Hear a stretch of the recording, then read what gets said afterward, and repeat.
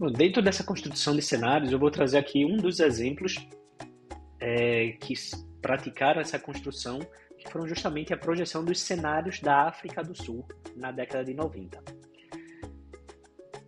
Essa construção de cenários também pode ser conhecido como cenários de Montfleur, ou The Montfleur Scenarios. Nesse documento, onde esse nome Montfleur se deu justamente pelo espaço, pelo hotel resort que foi construído esse processo de cenários futuros. O objetivo foi que o governo da África do Sul contratou a Royal Dutch Shell, que também na época era uma dessas organizações privadas que também desenvolveu uma série de trabalhos e processos de construção de cenários, e a Shell foi contratada pelo governo para também projetar cenários de futuros para 2002 para a África do Sul. Isso porque anos antes, na década anterior, na década de 90, Nelson Mandela foi libertado da prisão e a partir disso existiria as eleições de 1994. Então, antes disso, o governo entendeu que poderia ser interessante a projeção de potenciais cenários de futuros a serem realizados em 1992, antes das eleições, para de fato entender quais são caminhos desejáveis para o país sul-africano.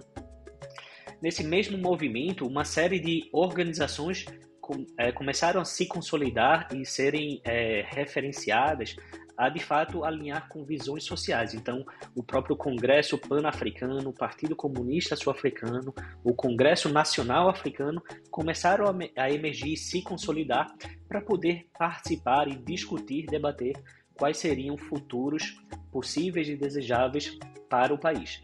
Então, dentro desse movimento, o governo criou esse processo de construção de cenários para imaginar quais são ali caminhos desejáveis, quais são os desejos da população.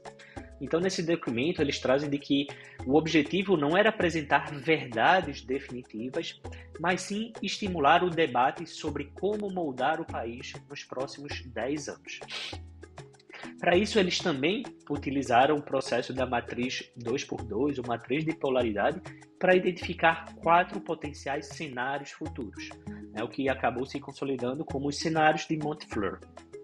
E aqui a gente percebe justamente a utilização também dessa matriz, onde no eixo vertical existiriam as políticas a nível político, ou seja, no extremo superior existiriam políticas decisivas e no extremo oposto existiriam políticas indecisas ou indecisivas.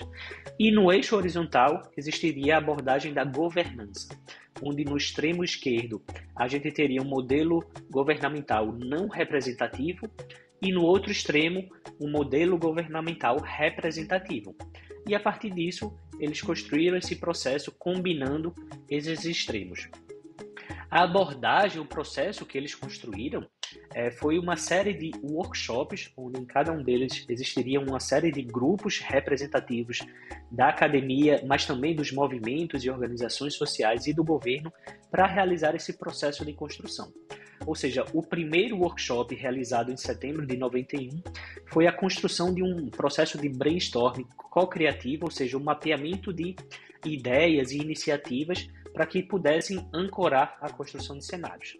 Ou seja, nesse primeiro workshop foram mapeadas 30 ideias iniciais para que pudessem ser maturadas e serem aprofundadas nos ciclos posteriores.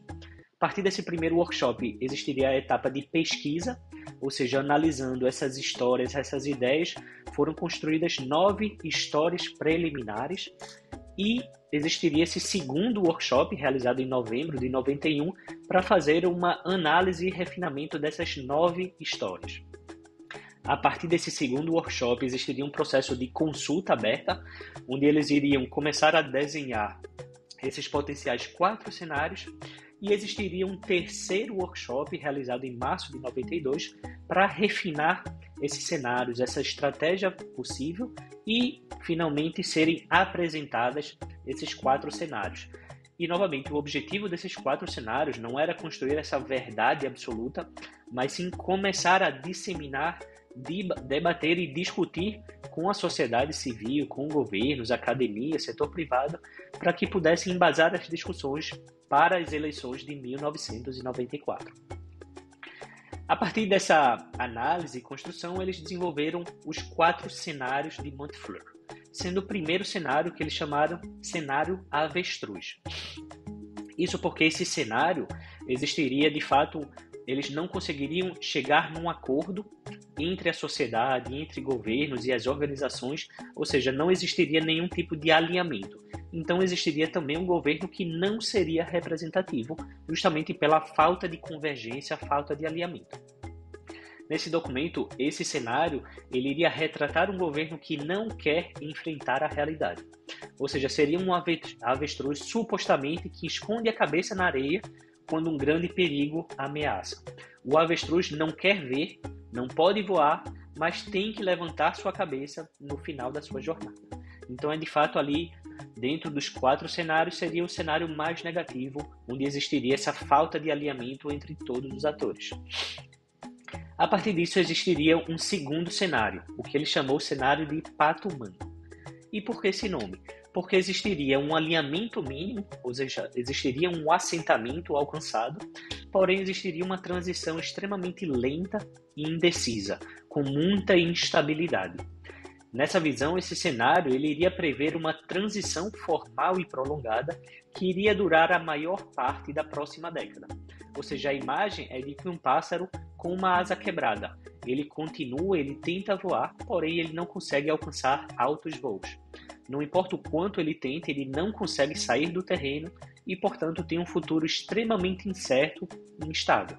Então, esse cenário ele começa a trazer uma série de alinhamentos, porém a sua execução, o seu modelo de decisão, ele ainda é extremamente indeciso e instável.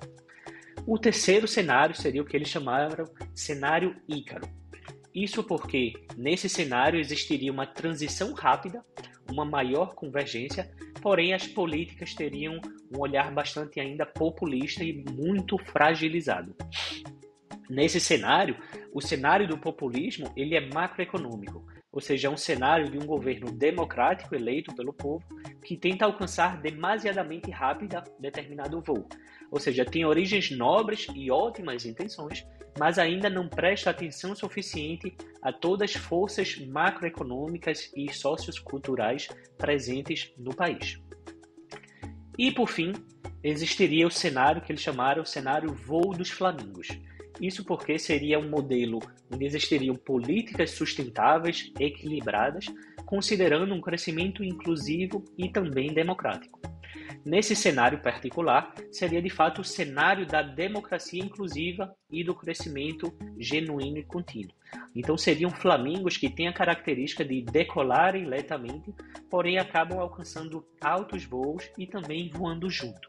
Então seria, digamos, dentro dos 4 cenários, o cenário mais desejável, tanto para as organizações como também para o governo a poder ser eleito. E todo esse processo que eu acabei de relatar, ele também foi documentado, tanto de maneira acessar através de leituras que você vai ver no anexo desse material, como também existe um documentário disponibilizado no YouTube de maneira gratuita, mostrando justamente todo esse processo, o diálogo e quais eram os principais objetivos para desenvolver esse planejamento desses cenários futuros.